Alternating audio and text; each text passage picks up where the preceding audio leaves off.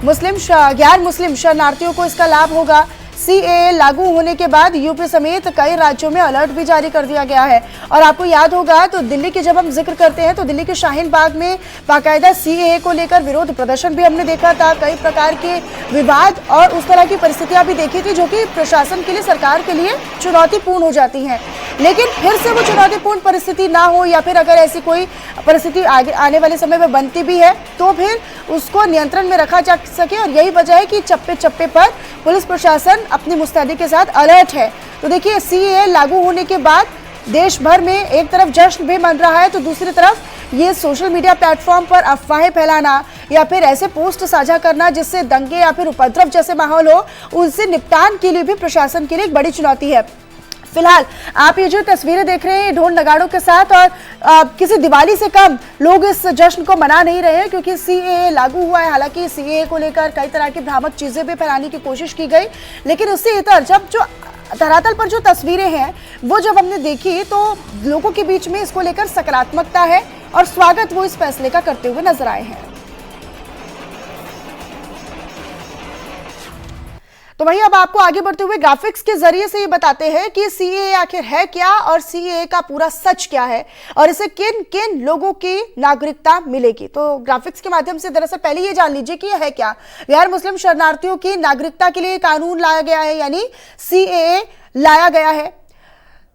3 मुस्लिम देशों से आए शरणार्थियों को नागरिकता मिलेगी। 3 देश कौन कौन से हैं? पाकिस्तान, अफगानिस्तान और बांग्लादेश। इन 3 मुस्लिम देशों से आए हुए शरणार्थियों को नागरिकता यानी कि यहाँ की जो सिटीजनशिप है वो मिल पाएगी और उसके आसान जो रास्ते हैं वो हो जाएंगे। कौन से समुदाय के लोग हैं वो भी जान लीजिए। हिंदू, सिख, जैन, ईसाई, पारसी और साथ ही साथ बौद्ध धर्म के जो लोग हैं या फिर इस समुदाय से जो लोग आते हैं, 3 देशों से आए विस्थापितों को नागरिकता देने का ये कानून होगा। 31 दिसंबर 2014 से पहले आने वाले शरणार्थियों को नागरिकता दी जाएगी। और इसके अलावा आप ये भी जान लीजिए पूरा नाम क्या है सीएए का, नागरिकता संशोधन कानून। मकसद क्या है? गैर मुस्लिम शरणार्थियों को नागरिकता देना। तो ये नागरिकता देने वाला कानून है, नागरिकता छीनने वाला कानून या फिर नागरिकता लेने वाला कानून नहीं है। किसे फायदा होगा वो भी जान लीजिए। सीएए को लागू करने के बाद सिख, हिंदू, बौद्ध, पारसी, जैन, ईसाई शरणार्थियों को फायदा होगा। किसे नागरिकता मिलेगी? जो पाकिस्तान, अफगानिस्तान, बांग्लादेश से शरणार्थी आए हैं उनको मिलेगी। पूरा नाम नागरिकता संशोधन कानून यानी कि सिटीजनशिप अमेंडमेंट एक्ट, इसका नाम पूरा है सीएए। और दरअसल जो इन 3 देशों के शरणार्थी हैं जो भारत में आना चाहते हैं या फिर यहाँ की नागरिकता लेना चाहते हैं, तो पहले ये हुआ करता था कि बड़ी जटिल प्रक्रियाएं होती थी और उसमें 11 साल भारत में रहना होता था तब जाकर किसी को नागरिकता मिलती थी। लेकिन अब 11 साल नहीं बल्कि 6 साल लोगों को रहना होगा।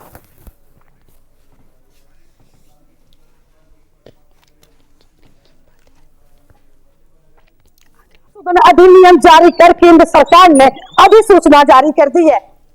वही गृह मंत्रालय ने सीए का नोटिफिकेशन जारी किया है। अब कह सकते हैं पूरे देश में सीए कानून लागू हो चुका है।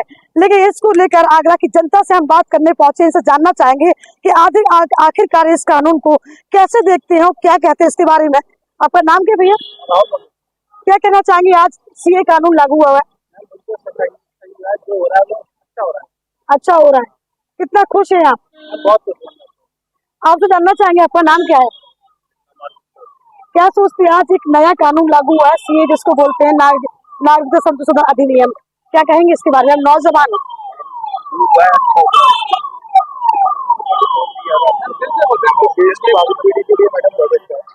आगे चलते हैं, आपसे जानना चाहेंगे, आप बहुत कुछ कहना चाहते हैं, क्या नाम है आपका? मेरा नाम मनोज कुमार। क्या कहना चाहेंगे आज एक नई पहल शुरू की है? मैं ये कहना चाहूंगा कि जो वर्षों से 10-12 साल से जो लोग पीड़ित थे, जो आइडेंटिफाई नहीं हो पा रहे थे कि वो किस देश से है और उनका बच्चों का क्या फ्यूचर होगा, उसको लेकर के मोदी जी ने, अमित शाह जी ने ये जो कदम उठाया है, ये एक वरदान से कम नहीं है, ये बहुत बड़ी घटना है।